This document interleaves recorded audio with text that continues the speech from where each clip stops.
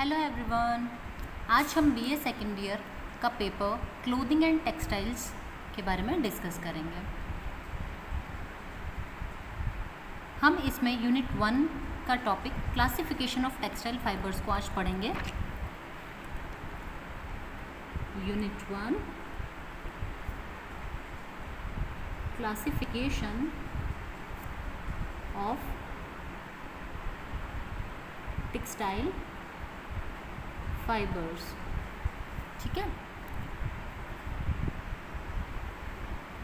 वस्त्र विज्ञान के जो रेशे हैं उनका वर्गीकरण। ठीक है, देखिए आप सभी को पता है कि जैसे हमारा जो शरीर है उसकी सूक्ष्मतम इकाई जो है वह कोशिका है ना। बहुत सारी कोशिकाएं बनी तो इसी प्रकार से हमारा शरीर बनता है। कोशिकाओं से उत्तक बनते हैं, उत्तक से अंग बनते हैं, अंग से तंत्र बनते हैं और तंत्र जो होते हैं इनसे हमारा शरीर बनता है। ठीक है, उसी प्रकार से आपको एक इजी सा एग्जांपल भी देती हूँ मैं कि जैसे जब हम एक घर बनाते हैं, घर का जब कंस्ट्रक्शन चलता है तो आप देखते हैं कि उसमें ईंट और सीमेंट, इनसे ही हमारा तो घर बनता है ना, रेत ईंट सीमेंट से, इनसे। ठीक है, तो आप देखते हैं जब ईंटों को जमाया जाता है ना, तो जिस तरीके से ईंटों को जमाया जाता है इसी तरीके से हमारे शरीर में भी कोशिकाएँ इसी तरीके से ब्लॉक्स के रूप में बनती है और हमारे शरीर का निर्माण करती है। तो जो ईंटें होती हैं वो हमारे घर के जो सूक्ष्मतम इकाई कही जाती है। ठीक उसी प्रकार जो क्लोथिंग एंड टेक्सटाइल्स है या हमारा जो कपड़ा है, हम कपड़े की बात करते हैं तो उसकी सूक्ष्मतम इकाई होती है फाइबर, रेशा। रेशे जो होते हैं, रेशों को बट करके इनसे धागे बनाए जाते हैं। ठीक है, और धागों से फिर कपड़ा बनाया जाता है। ठीक है, तो जो हमारे कपड़े होते हैं इनकी सूक्ष्मतम इकाई जो होती है वो होती है रेशे। ठीक है, अच्छा, रेशे जो होते हैं इसके कई सारे प्रकार होते हैं। ठीक है, बहुत प्रकार के रेशे पाए जाते हैं और ये रेशे हमें वनस्पति से, इसके अलावा आपको जंतुओं से या फिर कृत्रिम रूप से किसी प्रकार से मिल जाएंगे। अगर हम इसकी हिस्ट्री की बात करें तो देखिए जब मानव आदि मानव स्टेट में था ना, तो उस टाइम पर क्या था, उनके पास वस्त्र नहीं थे पहनने के लिए, है ना। तो वो क्या करते थे, जो पेड़ों के पत्ते होते थे उनसे खुद की बॉडी को कवर करने का काम करते थे। ठीक है, अब क्या था उस टाइम पर जैसे जैसे उन्होंने टाइम निकाला, फिर धीरे धीरे जैसे कि मानव के मस्तिष्क का, बुद्धि का विकास हुआ। ठीक है, तो उसके पश्चात उन्होंने क्या किया कि जैसे पत्ते थे, अब धीरे धीरे उन्होंने आइडेंटिफाई करना शुरू किया और वनस्पति से रेशा प्राप्त करना शुरू कर दिया और उन्होंने कपड़ा बनाना शुरू कर लिया। फिर उन्होंने धीरे धीरे देखा कि जो जानवर होते, जानवरों की खाल भी वो पहनते थे आदि मानव स्टेट में। तो उन्होंने देखा कि जो जानवर हैं कुछ ऐसे जिनसे भी हम, जिनकी खाल से या फिर उनके शरीर से भी हम कुछ ऐसे रेशे प्राप्त कर सकते हैं जिससे कि कपड़ा बन सकता है। ठीक है, तो इन्होंने क्या किया, वनस्पति से कुछ रेशे लिए, कुछ जंतुओं से लिए और इस प्रकार से धीरे धीरे अपना विकास मानव करता गया। और जो आज मॉडर्न टाइम आया है, ठीक है, आज नहीं, आज से कई सालों पहले ही ये टेक्निक्स भी विकसित हो गई कि कृत्रिम रूप से भी धागों का निर्माण किया जाने लगा। वो धागे भी बनते हैं और कृत्रिम रूप से रेशे भी बनाए जाते हैं। ठीक है, तो तीनों प्रकार से रेशों का निर्माण होता है। तो बेसिकली यही रेशों का क्लासिफिकेशन है जिसके अंतर्गत वनस्पति से प्राप्त होने वाले, जंतुओं से प्राप्त होने वाले और कृत्रिम रूप से बनने वाले रेशों का वर्गीकरण किया गया है और उन्हें बताया गया है। ठीक है, तो जो नॉर्मल रेशे हमें प्लांट से मिलते हैं, ठीक है, एनिमल से मिलते हैं, तो क्या करते हैं, उन धागों को लिया जाता है, इकट्ठा करके उनको क्लीन किया जाता है, उसके पश्चात बट करके उनसे धागे बना लिए जाते हैं और जो धागे बन जाते हैं अब उन धागों से कपड़े का निर्माण किया जाता है। ठीक है, उसके लिए कई सारी प्रोसेसेस होती है, बुनाई की प्रोसेस से बन जाता है, ठीक है, निटिंग की प्रोसेस से बन जाता है या फिर कोई भी फैंसी वीविंग की प्रोसेस से कपड़ा बनाया जा सकता है। ठीक है, आजकल मार्केट में बहुत तरीके के कपड़े अवेलेबल होते हैं, डिफरेंट डिफरेंट डिज़ाइंस के भी कपड़े अवेलेबल होते हैं। ठीक है, तो देखिए अब हम इसके क्लासिफिकेशन की बात करेंगे। अब हम इसे फ्लो चार्ट के रूप में समझेंगे। तो देखिए जो फाइबर्स होते हैं, रेशे, यह दो प्रकार के होते हैं। ठीक है,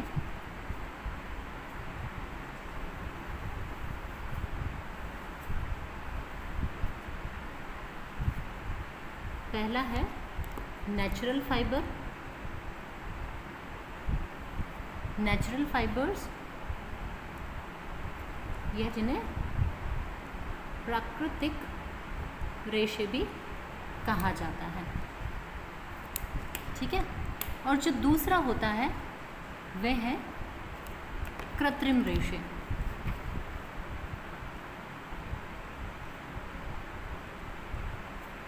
जिन्हें कि आर्टिफिशियल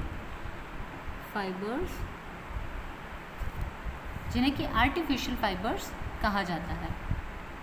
ठीक है, पहले हम बात करेंगे प्राकृतिक रेशों या नेचुरल फाइबर्स की बात करेंगे।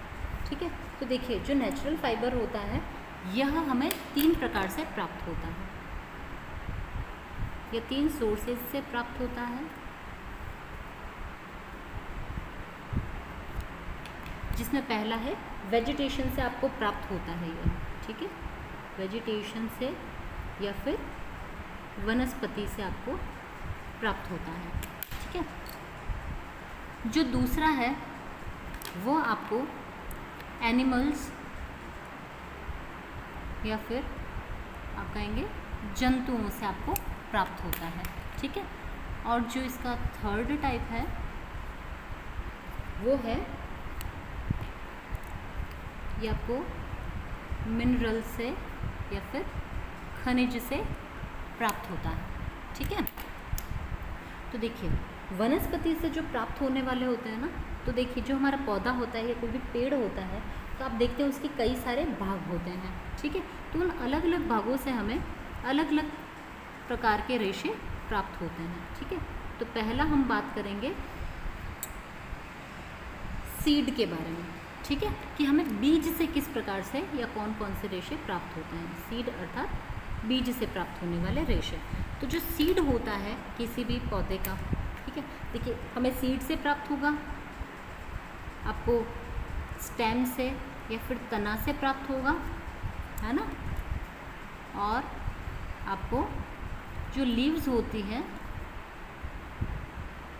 पत्तियाँ, इनसे आपको रेशे प्राप्त होंगे। ठीक है, तो देखिए आपको जो सीड से प्राप्त होने वाले जो होते हैं वह 2 प्रकार के होते हैं, जिसमें पहला आता है आपका कॉटन और दूसरा आता है कपोक। ठीक है, पहला है कॉटन और दूसरा है कपोक। तो ये दोनों आपको किससे प्राप्त होते हैं, हमें सीड से या बीज से प्राप्त होते हैं वनस्पति के। ठीक है, आपने कॉटन का नाम सुन रखा है। कॉटन जो है एक टाइप का फ्लावर होता है ना, इसका एक पौधा होता है कॉटन का और उसके ऊपर एक फल लगता है, फूल खिलता है, फूल से एक फल बनता है। ठीक है, और जब वो सूख करके या पक करके तैयार हो जाता है तो आप देखते हैं कि वो धीरे धीरे फटना शुरू हो जाता है और उसके अंदर वाइट कलर के रेशे निकलते हैं और काफ़ी मात्रा में एक पॉड, उसे पॉड कहा जाता है। ठीक है, उस पॉड से कई मात्रा में रुई निकलती है। ठीक है, और जो कपोक का जो फाइबर होता है यह कपोक के पेड़ से प्राप्त होता है। ठीक है, यह भी आपको कपोक के पेड़ से प्राप्त होता है। कपोक पेड़ से प्राप्त होगा। ठीक है, और ये कॉटन के पौधे से आपको प्राप्त होता है जो कि पॉड के रूप में होता है ना। अब हम बात करेंगे स्टेम से हमें प्राप्त जो जो होते हैं रेशे, उनके बारे में। तो देखिए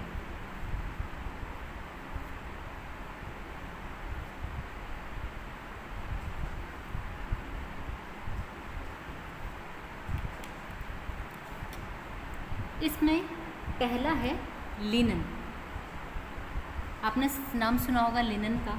ठीक है, लिनन जो होता है यह आपको फ्लैक्स पौधे, जो इसका पौधे का नाम होता है वो होता है फ्लैक्स प्लांट। ठीक है, इससे आपको यह प्राप्त होता है। ठीक है, इसकी तने से रेशे प्राप्त किए जाते हैं। जैसे कि ये जो बीज होता है ना, बीज से ये रेशे निकलते हैं, उसी तरीके से जो तना होता है किसी भी पौधे का। ठीक है, देखो मैं एक पौधा यहाँ पर बना देती हूँ। इस प्रकार से पौधा है, कोई भी ट्री है। ठीक है, तो उसकी आपको स्टेम से यह प्राप्त हो रहा है। ठीक है, उसमें पहला आता है आपका लिनन, दूसरा आता है जूट। लिनन साउथ में बहुत ज़्यादा फेमस होता है लिनन का कपड़ा, और ये काफ़ी महंगा भी आता है। ठीक है, अगला है जूट। जूट का जो रेशा है यह आपको जूट के प्लांट से प्राप्त होता है। ठीक है, यह आपको जूट के प्लांट से प्राप्त होता है। जो हमारी बोरियां होती है, ठीक है, ये पैकिंग करने के लिए कुछ ऐसा खद्दड़ सा मटेरियल आता है ना, वो जूट का ही बना हुआ होता है, ठीक है, और ये काफ़ी रूखा सा फाइबर होता है। नेक्स्ट है आपका रैमी, ठीक है। जो रैमी है यह आपको नेटल प्लांट से प्राप्त होता है। नेटल प्लांट से ये आपको प्राप्त होता है। अगला है हैम्प, जो इसका प्लांट है उसका नाम है कैनेबिस सेटाइवा, यह इसका साइंटिफिक नेम है इसके प्लांट का, ठीक है। इसकी स्टेम से या तने से हमें हैम्प का जो रेशा होता है वह प्राप्त होता है, ठीक है। और अगला है कोयर, यह हमें जो कोकोनट हेयर होते हैं या कोकोनट की जो जटा या बाल होता है ना, उससे प्राप्त होता है, ठीक है। तो आपने देखा कि आपको सीड से कॉटन और कपॉक प्राप्त होता है, ठीक है। जो पौधे का तना होता है ना, उससे आपको क्या मिलता है, लिनन मिलता है, जूट मिलता है, रैमी मिलता है, हैम्प मिलता है और कोयर का रेशा आपको प्राप्त होता है, ठीक है। अब हम बात करेंगे लीव्स की, कि हमें पत्तियों से कौन कौन से रेशे प्राप्त होते हैं, ठीक है।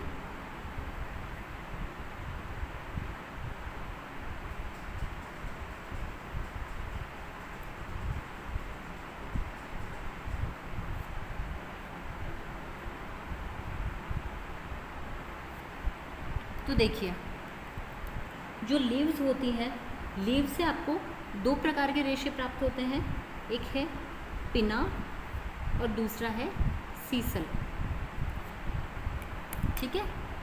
पिना और सीसल। जो पिना है ये आपको पाइनएप्पल की लीव्स से प्राप्त होता है। पाइनएप्पल की जो लीव्स होती है ना, उससे आपको पिना का जो रेशा होता है वह प्राप्त होता है, ठीक है। अनानास इस प्रकार का होता है, ठीक है। उसकी जो इस प्रकार से ऊपर लीव्स निकली हुई रहती है ना, हम उन लीव्स की बात कर रहे हैं, ठीक है। तो इसका जो क्राउन वाला जो एरिया होता है ना, इस क्राउन से हमें प्राप्त होता है, इसे ही पाइनएप्पल की लीव्स कहा जाता है, ठीक है। और जो सीसल का जो रेशा है ये आपको सीसल प्लांट से प्राप्त होता है, ठीक है। तो इस प्रकार से वेजिटेशन से प्राप्त होने वाले हमारे पास तीनों टाइप्स अवेलेबल हैं, जिसमें कई तरीके के आपको रेशे मिलते हैं, ठीक है। अब हम आगे बात करेंगे जो हमें एनिमल्स से प्राप्त होते हैं, ठीक है। तो देखिए, एनिमल्स से आपको बेसिकली दो प्रकार के रेशे प्राप्त होते हैं, ठीक है। जिसमें पहला आपका आता है सिल्क और दूसरा आता है वुल, ठीक है। जो सिल्क का नाम आपने सुन रखा होगा, सिल्क का जो रेशा होता है वो आपको रेशम के कीट से या रेशम के कीड़े से प्राप्त होता है, ठीक है, जिसे बॉम्बेक्स मोरी कहा जाता है ना। तो ये आपको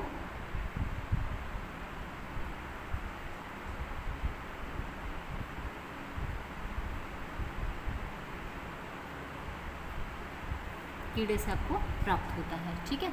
और जो वुल होती है ये आपको किससे प्राप्त होती है, भेड़ से प्राप्त होती है। जो भेड़ के शरीर के बाल होते हैं उनको उतारा जाता है और फिर उससे ऊन बनाई जाती है, ठीक है। देखिए, जो सिल्क है, सिल्क आपको रेशम के कीट से जो मिलता है वो काफ़ी लंबा धागा प्राप्त होता है, बहुत ही लंबा धागा प्राप्त होता है, इतना महीन और इतना फाइन क्वालिटी का होता है ये।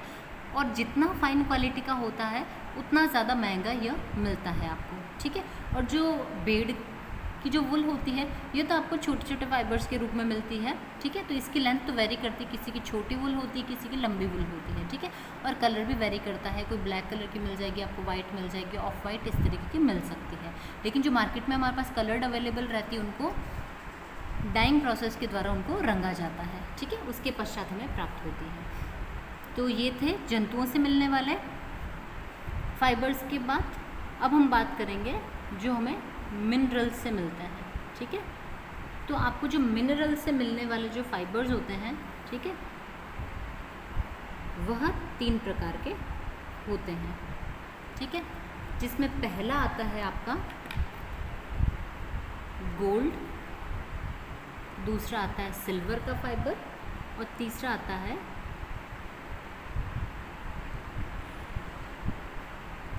एस्बेस्टस का फाइबर, ठीक है। देखिए आपको पता है ये जो गोल्ड और सिल्वर है ये एक टाइप के मिनरल्स ही हैं, ठीक है, जिनके पतले महीन धागे बनाए जाते हैं।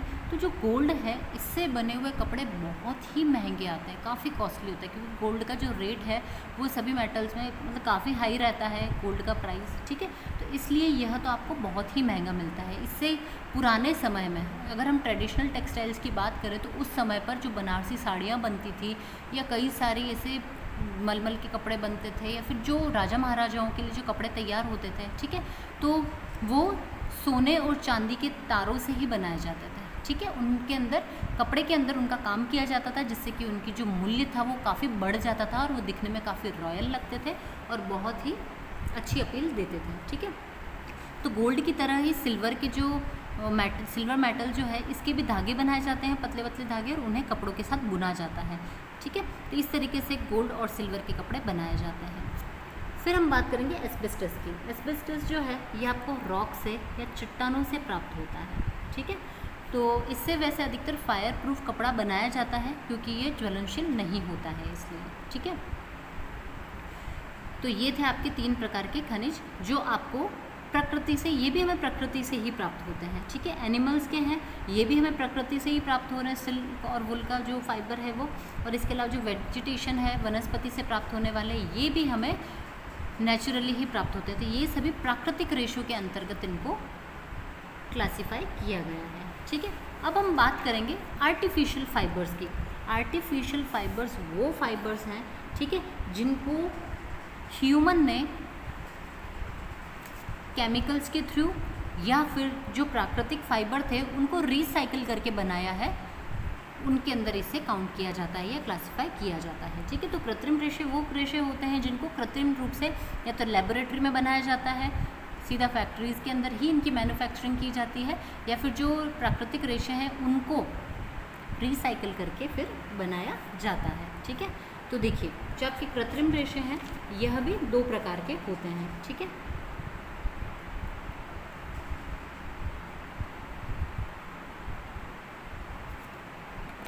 जिसमें पहला आता है आपका मैन-मेड फाइबर और दूसरा आता है आपका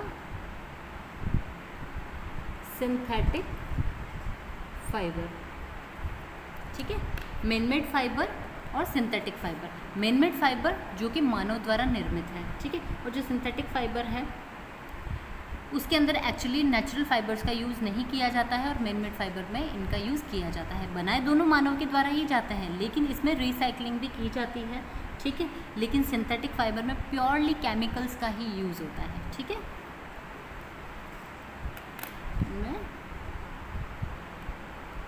प्योरली केमिकल्स का ही यूज़ किया जाता है और इसमें यूज़ ऑफ नेचुरल फाइबर होता है, ठीक है। या फिर आप कह सकते हो इसमें नेचुरल फाइबर की प्रेजेंस होती है और इसमें नेचुरल फाइबर की एब्सेंस होती है, आप ऐसा भी कह सकते हैं इसको, ठीक है। तो देखिए जो मैन-मेड फाइबर है यह 3 प्रकार के होते हैं, ठीक है।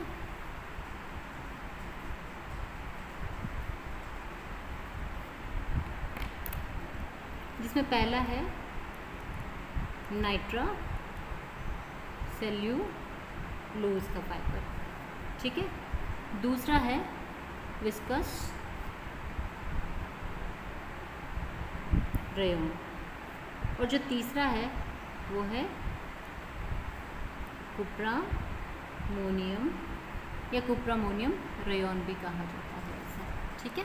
तो यह 3 प्रकार के हैं, है ना।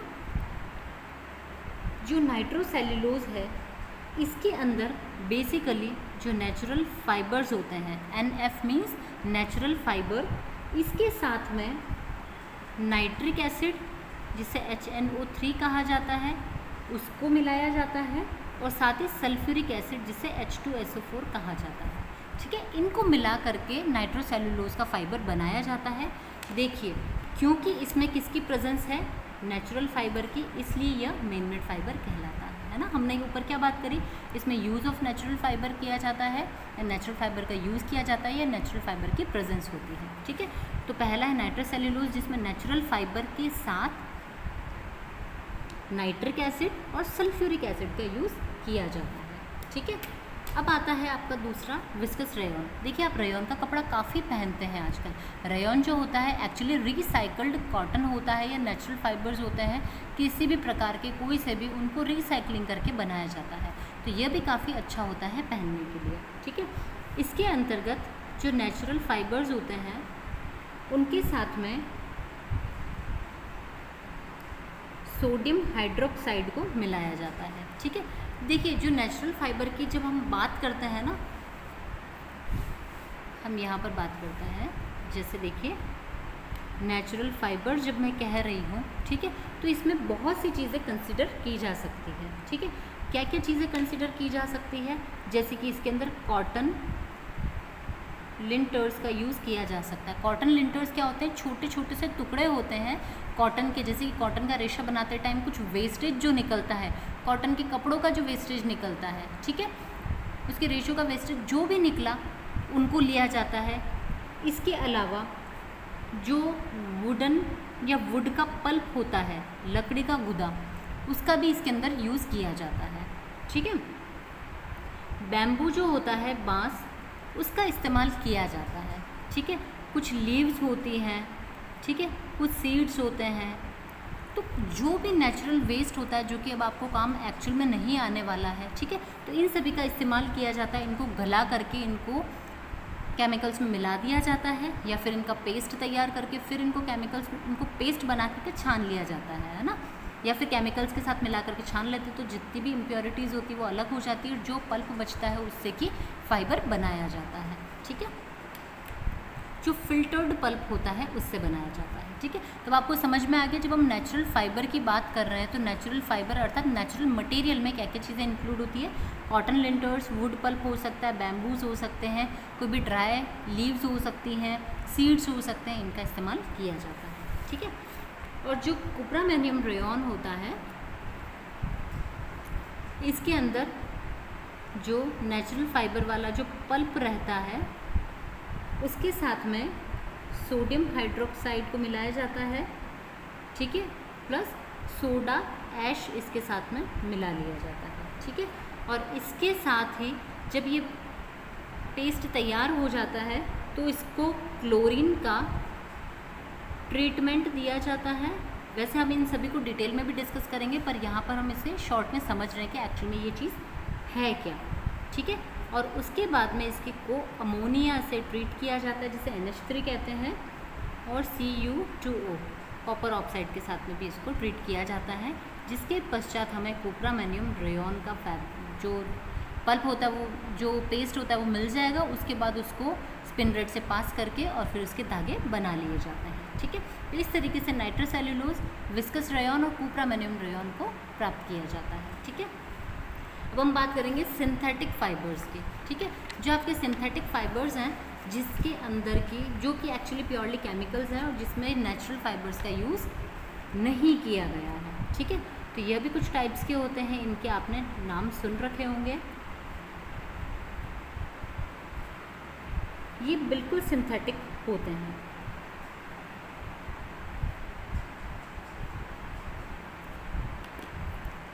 आपने नायलॉन का नाम सुना होगा। ठीक है, जो नायलॉन का फैब्रिक होता है, नायलॉन का जो फाइबर होता है, प्योरली सिंथेटिक फाइबर होता है, प्योरली केमिकल्स का इसमें इस्तेमाल किया जाता है। इसके अलावा आपने सुना होगा डेक्रॉन का। ठीक है, डेक्रॉन भी एक टाइप का सिंथेटिक फाइबर होता है। इसके अलावा है सैरन का, फाइबर ग्लास, आर्लान, ठीक है, या इसे ऑर्लॉन भी कहा जाता है, और है टेरिलीन। ठीक है, ये प्योरली सिंथेटिक फाइबर्स हैं। ठीक है, जिनका इस्तेमाल किया जाता है टेक्सटाइल्स में। तो इस तरीके से अब आपने देखा कि हमने कम्प्लीटली जो नेचुरल जो हमारे पास फाइबर्स थे, रेशे थे, उनके बारे में हमने डिस्कस किया कि जो कौन कौन से हैं उनको किस तरीके से क्लासिफाई किया गया है। एक बार हम शॉर्ट में वापस से इसको रिवाइज कर लेते हैं। तो देखिए जो फाइबर्स होते हैं, रेशे, वह दो प्रकार के होते हैं। नेचुरल फाइबर होता है और दूसरा आर्टिफिशियल फाइबर या कृत्रिम रेशे होते हैं। ठीक है, जो नेचुरल फाइबर है जो हमें प्रकृति से प्राप्त हो रहे हैं, ठीक है, वो किसी भी फॉर्म में हो सकते हैं। तो देखिए पहला है आपको वनस्पति से प्राप्त होने वाले जो पेड़ पौधों से प्राप्त होंगे, दूसरा है आपको जंतुओं से प्राप्त होंगे, और तीसरा आपको खनिज लवणों से या चट्टानों से इनसे प्राप्त होंगे। ठीक है, तो जो वनस्पति से प्राप्त होने वाले होते हैं पुनः वह 3 प्रकार के होते हैं। एक आपको बीज से या फल से मिलेंगे तो आपको कॉटन मिलता है और कपोत मिलता है। स्टेम से जो मिलेगा आपको वो लिनन, जूट, रैमी, हैम्प और कोयर, ये सभी आपको स्टेम से अर्थात पेड़ की पौधे की तने से प्राप्त होता है। और तीसरा है लीव्स से प्राप्त होने वाला, लीव्स अर्थात पत्तियों से, जो कि पिना और सीसल का रेशा होता है। ठीक है, अब देखिए इसमें प्राकृतिक रेशों में दूसरा जंतु रेशे हैं जो जंतुओं से प्राप्त होते हैं, तो वो सिल्क और वुल होता है। ठीक है, और तीसरा खनिज से, जो खनिज से प्राप्त होने वाले होते हैं वो है गोल्ड है, सिल्वर है, एस्बेस्टस है। ठीक है, इसके पश्चात हम आते हैं आर्टिफिशियल फाइबर्स पर, जो भी वापस पुनः 2 प्रकार के होते हैं, मैनमेड फाइबर और सिंथेटिक फाइबर। जो मैनमेड फाइबर है उसके अंदर नेचुरल फाइबर्स का या नेचुरल पल्प का, नेचुरल मटेरियल का यूज़ किया जाता है। बट सिंथेटिक फाइबर्स जो होते हैं ये प्योरली केमिकल्स होते हैं। ठीक है, मैनमेड फाइबर 3 तरीके के होते हैं, नाइट्रा सेल्यूलोज, विस्कस रेयॉन और कूप्रामोनियम रेयॉन। ठीक है, और जो सिंथेटिक फाइबर्स होते हैं ये nylon, Dacron, सेरन, fibre glass, Orlon और टेरिलिन होता है। ठीक है, तो हमने भी एक चीज़ और डिस्कस करी थी, जो नेचुरल फाइबर्स की जब हम बात करते हैं या नेचुरल मटेरियल की बात करते हैं तो उसके अंदर कॉटन लिंटर्स का यूज़ किया जा सकता है, वुड पल्प का यूज़ किया जाता है, बैम्बूज का यूज़ किया जाता है, ड्राई लीव्स या सीड्स का इनका इस्तेमाल किया जाता है। ठीक है, तो इस तरीके से जो हमारा फाइबर्स है इनका क्लासिफिकेशन कंप्लीट होता है। आई होप आपको ये क्लासिफिकेशन काफ़ी अच्छे से समझ में आ गया होगा। इसी के साथ आज का हमारा लेक्चर ख़त्म होता है। Thank you.